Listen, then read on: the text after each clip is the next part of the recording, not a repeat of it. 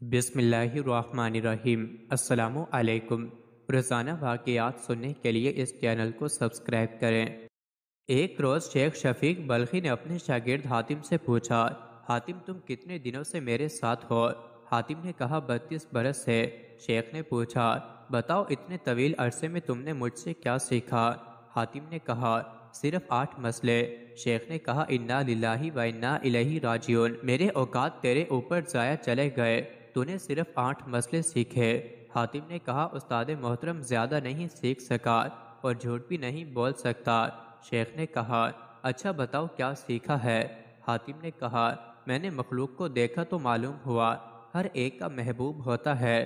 قبر میں جانے تک جب بندہ قبر میں پہنچ جاتا ہے تو اپنے محبوب سے جدا ہو جاتا ہے، اس لیے میں نے اپنا محبوب نیکیوں کو بنا لیا ہے کہ جب میں قبر میں جاؤں گا تو یہ میرا محبوب میرے ساتھ قبر میں ہوگا۔ میں رہے لوگوں کو دیکھوں گا کہ کسی کے پاس قیمتی چیز ہے تو اسے سنبھال کر رکھتا ہے اور اس کی حفاظت کرتا ہے۔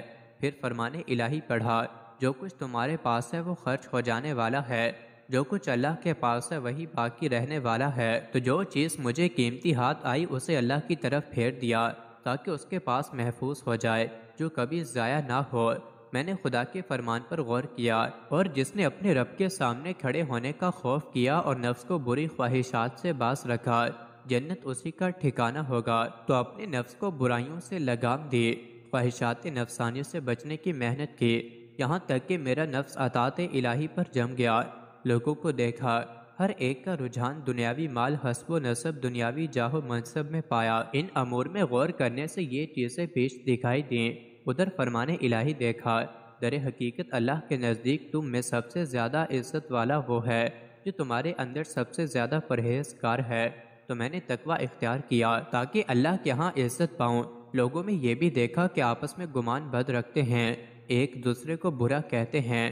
دوسری طرف اللہ کا فرمان دیکھا، دنیا کی زندگی میں ان کی بسر اوقات کی ذرائع تو ہم نے ان کے درمیان تقسیم کیے ہیں، اس لیے میں حسد کو چھوڑ کر خلق سے کنارہ کر لیا اور یقین ہوا کہ قسمت صرف اللہ کے ہاتھ میں ہے۔ خلق کی عداوت سے باز آ گیا، لوگوں کو دیکھا کہ ایک دوسرے سے سرکشی اور کشت خون کرتے ہیں۔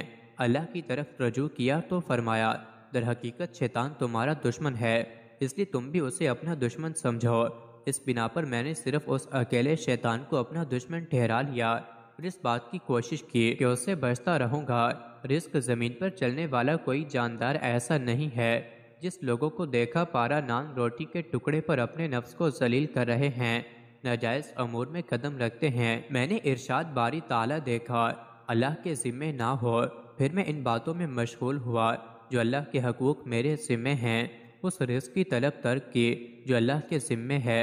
میں نے خلق کو دیکھا، ہر ایک کسی عارضی چیز پر بھروسہ کرتا ہے، کوئی زمین پر بھروسہ کرتا ہے، کوئی اپنی تجارت پر، کوئی اپنے پیشے پر، کوئی بدن پر، کوئی ذہنی علمی اور صلاحیتوں پر بھروسہ کیے ہوئے ہے۔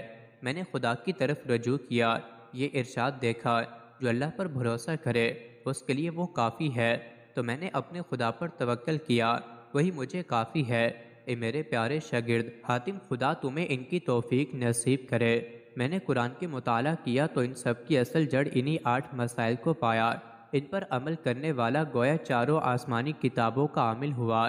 مزید ایسی ہی ویڈیوز کے لیے چینل کو ضرور سبسکرائب کریں۔